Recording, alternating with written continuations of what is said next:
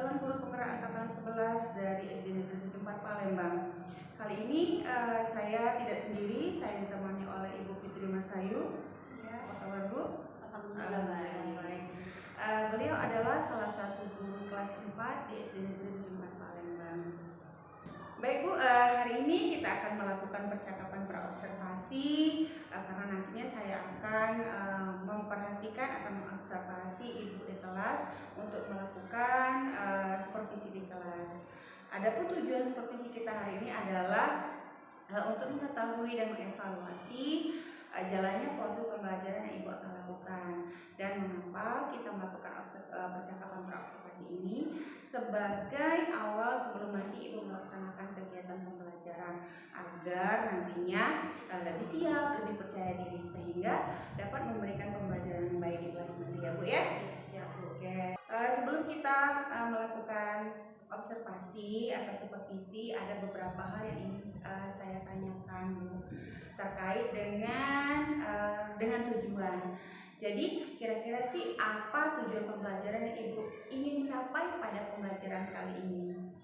Baik Bu, jadi di sini tujuan pembelajaran yang ingin saya capai adalah satu, siswa dapat mengenal ciri-ciri dari tumbuhan. Yang kedua, siswa juga dapat mengetahui fungsi dari bagian-bagian tumbuhan tersebut. Oke, jadi tujuan pembelajaran yang ingin Ibu capai pada hari ini atau pembelajaran nantinya, siswa mengetahui bagian-bagian tumbuhan. Terus yang kedua, siswa dapat mengetahui fungsi-fungsi dari tubuh tumbuhan, Bu ya. Oke, bagian mana Bu area pengembangan yang ingin Ibu capai atau yang ingin Ibu lakukan pada observasi Ibu kali ini? Untuk area pengembangannya mungkin saya menggunakan dua cara, yaitu satu di pengetahuannya, yang kedua di keterampilan. Yang pertama pengetahuan, yaitu siswa menguraikan secara lisan bahasan materi melalui atau menjawab dari LKPD. Kemudian yang kedua di area keterampilannya, siswa menulis rangkuman bahasan materi yang sudah disampaikan. Oke, jadi area pengembangan yang Ibu ingin capai ada dua ya Bu ya. Yang pertama itu dari segi pengetahuannya dan juga segi keterampilannya ya.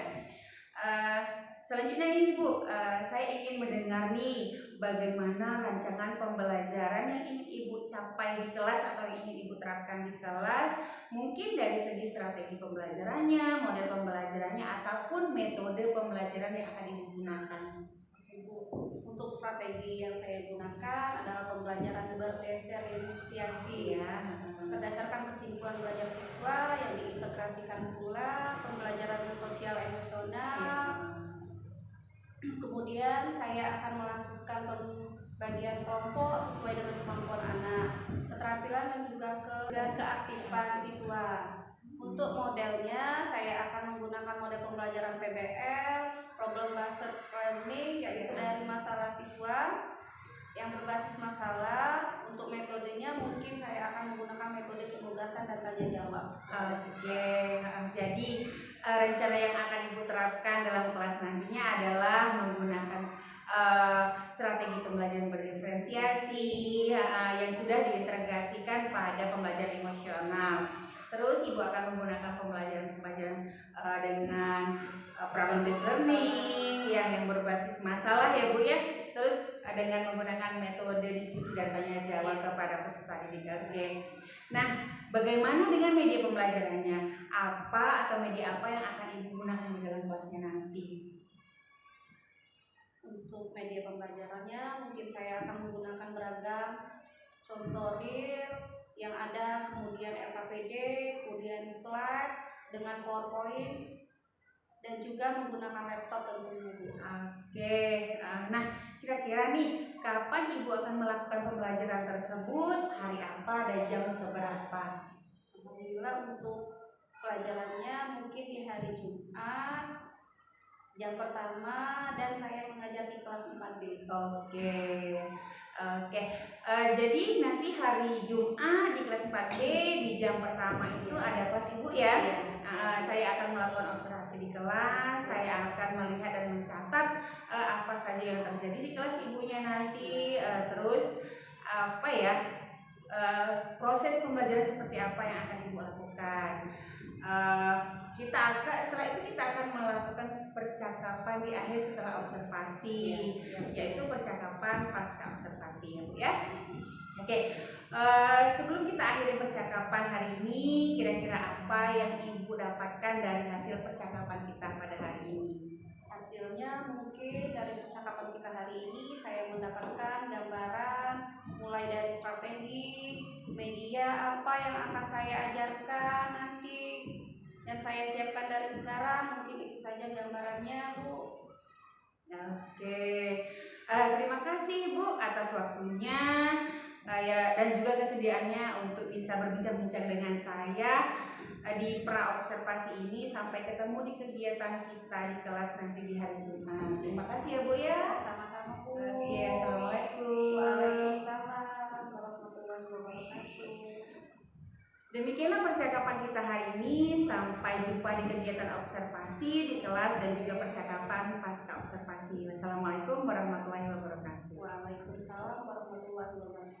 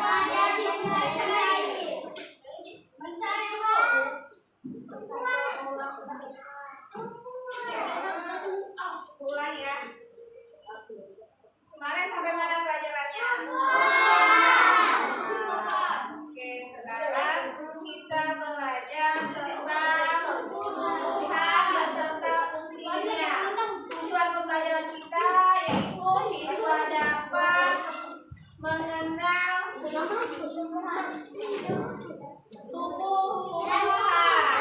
beserta siswa dapat memahami fungsi dari bagian-bagian tumbuhan. Coba siapa yang masih ingat dengan lagu tumbuhan? Ayo kita nyanyi sama-sama. 1, 2, 3.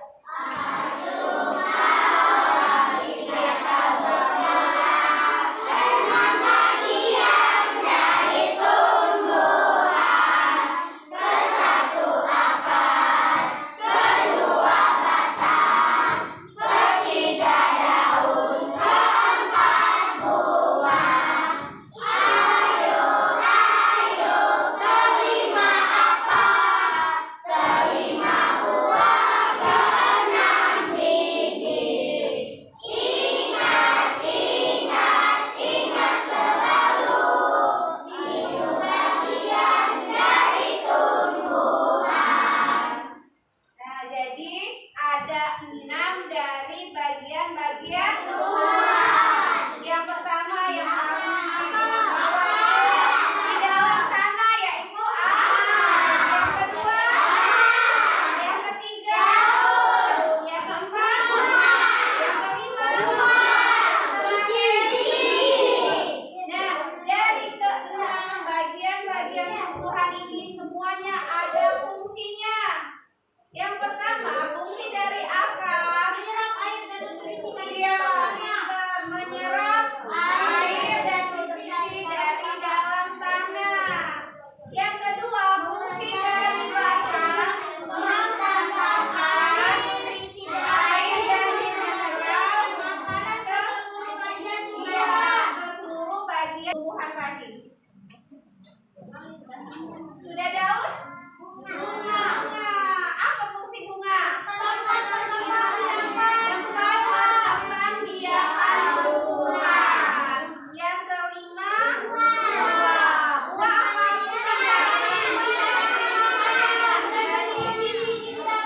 Ya, menyimpan tanaman, makanan, dan melindungi biji. Dan fungsi dari salah satu fungsi dari tumbuhan ke depan. Coba siapa? Ayo, selain 5, ada yang bisa? Rehan bisa? Coba 5, ayo 5, coba 5. Salah satu boleh 2. Sebutkan dulu ada berapa fungsinya dari mendekat. Assalamualaikum warahmatullahi wabarakatuh.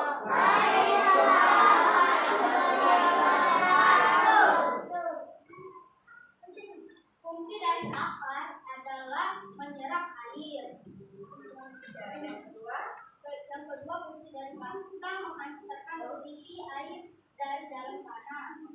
ya, yang ketiga, benar atau salah? Lanjut yang ketiga. Daun. Iya, daun. Daun Apa daun? tempat untuk berfotosintesis. Ya, pinter. Coba tepuk tangan dulu untuk daun selanjutnya. Coba beri bentuk salut.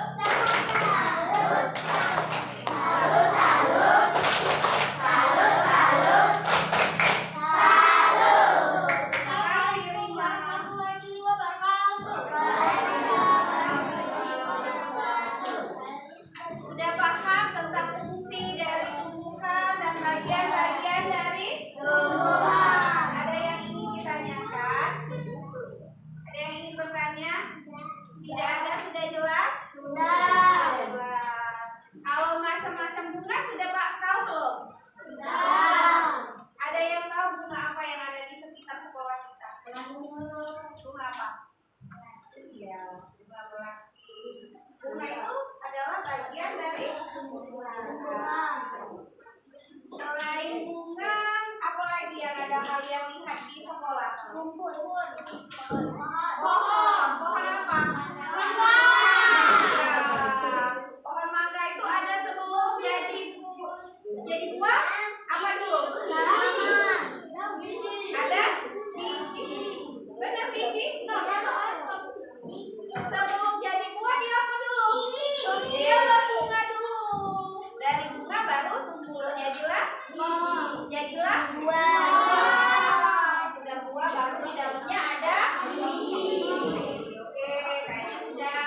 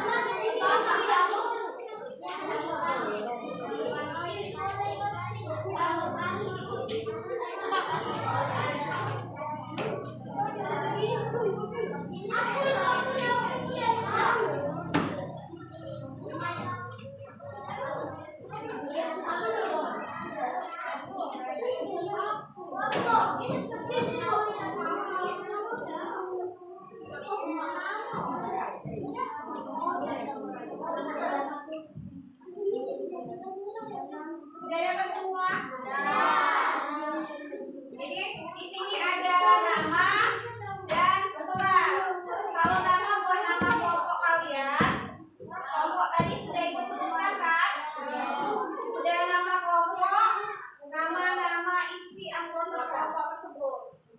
Kelasnya kelas sudah tahu? Kelas berapa? Silakan kalian jawab.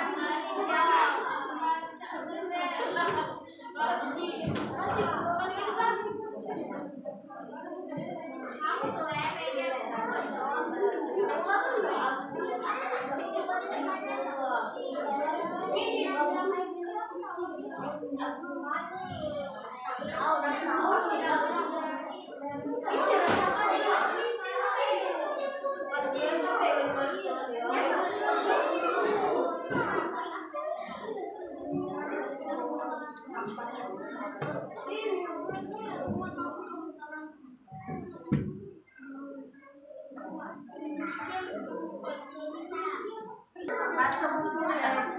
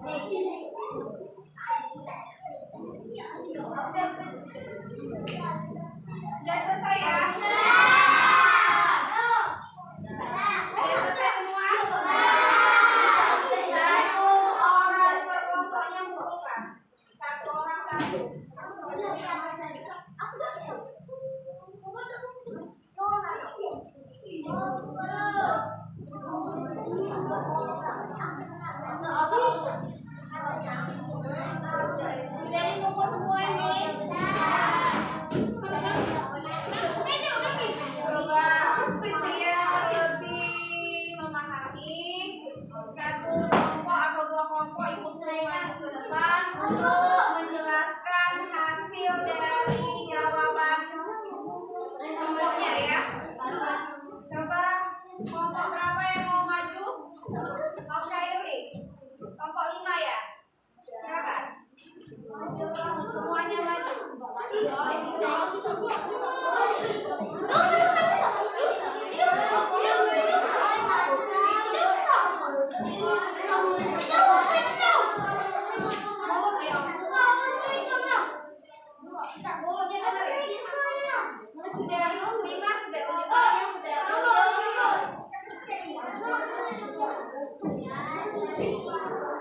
Sudah dia lagi.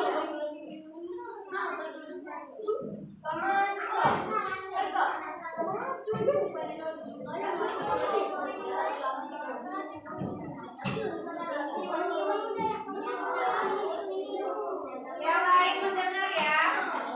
Yang lain mendengarkan. Ayo.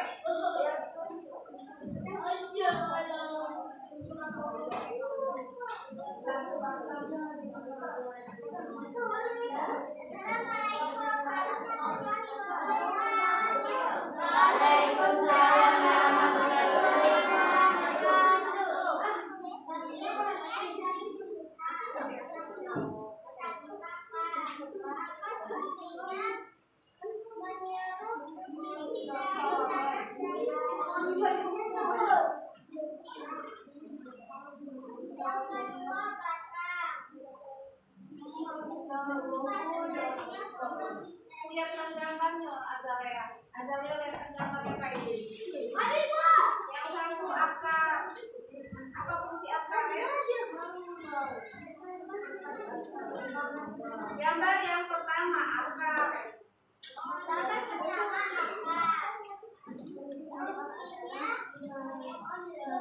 Menyerap nutrisi dari tanah. Yang kedua batang. Tempat terjadinya fotosintesis. Tempat terjadinya fotosintesis apa? Laut. Ayo tepuk tangan dulu untuk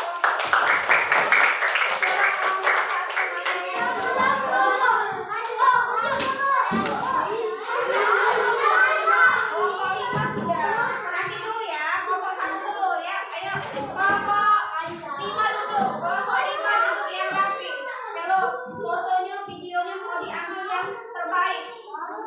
Tolong ini, duduk dulu. Duduk di mana?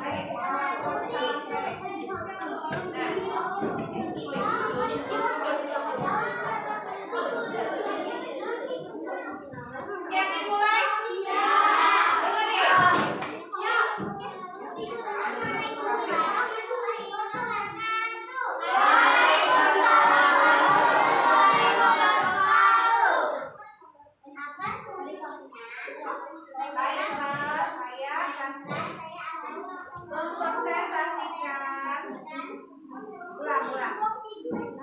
Assalamualaikum warahmatullahi wabarakatuh.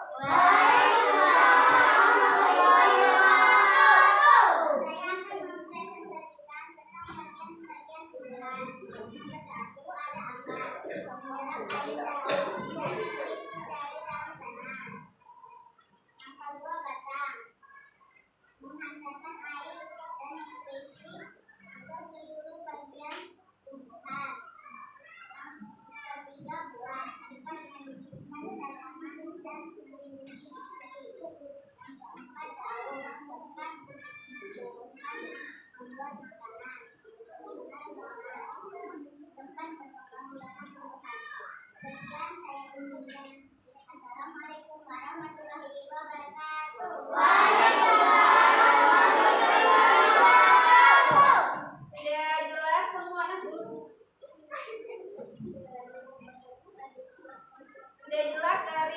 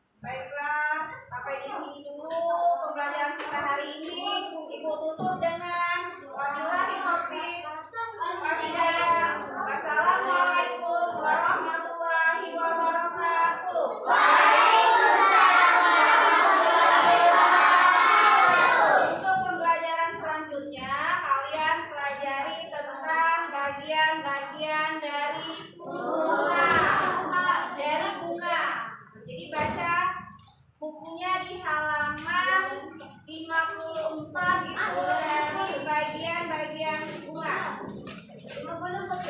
Ya.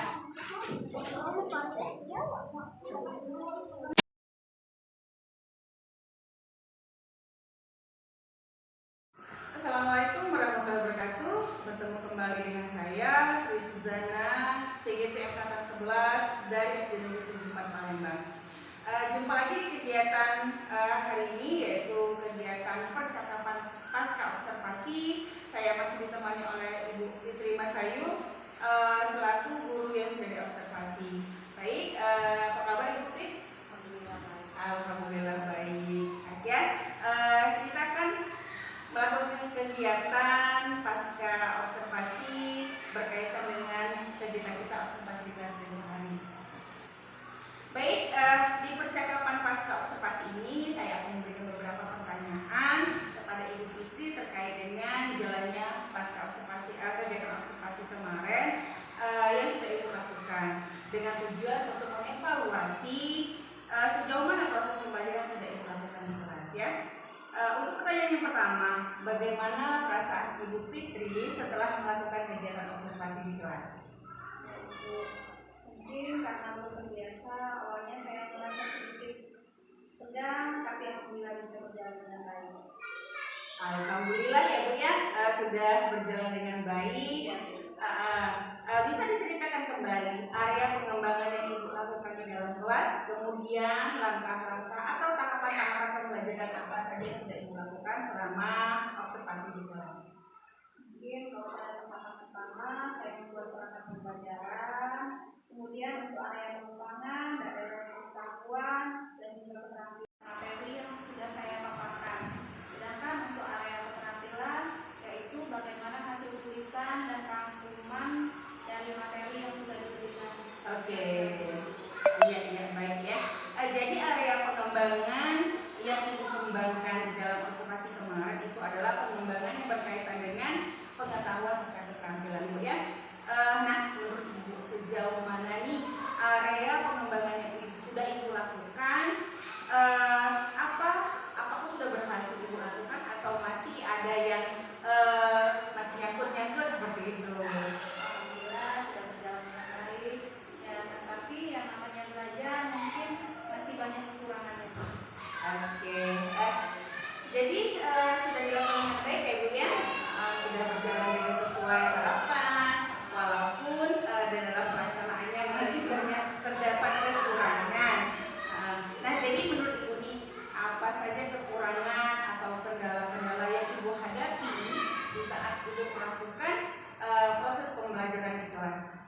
Jadi kemarin itu saya merasa ada beberapa hambatan proses pembelajaran yang pertama, yang pada awalnya saya menggunakan proyektor, ternyata pada waktu yang bersamaan ada teman guru yang juga yang menggunakan proyektor tersebut, sehingga dalam proses pembelajaran yang saya lakukan tidak menggunakan proyektor.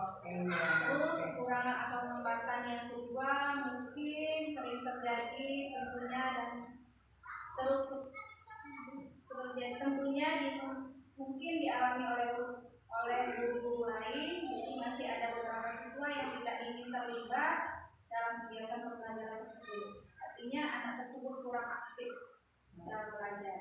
Oke, jadi pembelajaran yang sebelumnya direncanakan menggunakan proyektor dan kemudian ternyata bersama dengan teman juga yang pakai proyektor, tapi tetap proses pembelajaran berjalan dengan baik ya. Terus juga tadi saya dengar ada kendala, masih ada terdapat beberapa siswa yang kurang aktif dalam proses pembelajaran dan masih mengandalkan teman-temannya untuk berdiskusi gitu ya. Nah, kira-kira nih mengapa hal tersebut masih terjadi? Terus mengapa sih anak ini kurang aktif? Apa sih kendalanya atau permasalahan dari anak tersebut?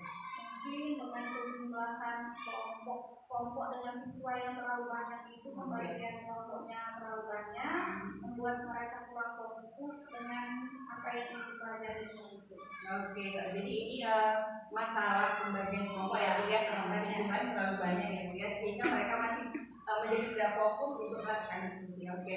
Jadi ini apa sih rencana Ibu ke depannya agar anaknya menjadi kondusif seperti itu? Jadi kedepannya saya akan memastikan terlebih dahulu dan berkoordinasi dengan teman sejawat dulu terkait siapa yang akan menggunakan laptop, dan juga saya akan melakukan pendekatan terhadap siswa untuk pembelajaran kelompoknya sesuai dengan minat anak. Misalnya saya bagi kelompok berdasarkan gaya belajarnya, karena ada anak yang gaya belajarnya visual, ada juga yang auditory, dan ada juga yang kinestetik, sehingga minat anak akan merasa lebih nyaman. Nanti saya akan sesuaikan dengan kenyamanan anak tersebut dan akan saya coba diskusikan dengan anak-anak pembelajaran yang seperti apa yang mereka inginkan. Oke. Jadi itu rencana Ibu ke depannya ya. Jadi pada proses pembelajaran memang perlu kita berkolaborasi dan mengkonfirmasikan terkait siapa yang menggunakan proyektor sehingga nanti bisa koordinasi. Oh sudah besok kalian yang memakai, hari ini saya, atau besok ya saya yang memakai seperti itu, sehingga persiapan pembelajaran juga menjadi lebih matang ya. Terus juga dalam pembagian kelompok memang Bu, kita harus bisa memilah-milah atau menyesuaikan mana yang anak itu audio, visual, dan kinestetik itu memang, sehingga kita bisa menyesuaikan kebutuhan dengan gaya belajar masing-masing. Benar sekali ya. Baik Bu, mudah-mudahan nanti yang apa yang Ibu rencanakan dapat terrealisasi dengan memberikan proses pembelajaran yang baik dan dibandingkan dengan pembelajaran kemarin-kemarinnya. Saya akan menunggu cerita-cerita Ibu selanjutnya terkait dengan perubahan atau realisasi yang akan Ibu lakukan di kelas sesuai dengan apa yang akan Ibu lakukan. Nah, kira-kira nih, kapan Ibu akan melakukan perubahan dengan rencana-rencana yang Ibu sampaikan tadi? Mungkin untuk waktu tepatnya belum bisa saya tentukan, tapi insya Allah secepatnya saya akan melakukan. Oke, baik. Nah, jadi Ibu akan melakukan secepatnya ya. Baik, terima kasih banyak Bu atas jawaban-jawabannya. Mudah-mudahan apa yang Ibu rencanakan bisa terrealisasi dan bisa berhasil. Oke. Baiklah, akhir dari rangkaian kegiatan supervisi akademik sudah selesai. Yang mana dimulai dari kegiatan percakapan praobservasi, kegiatan observasi, serta kegiatan percakapan pasca observasi. Saya ucapkan terima kasih banyak kepada Ibu Mas Ayu ya, dan saya akhiri. Wassalamualaikum warahmatullahi wabarakatuh.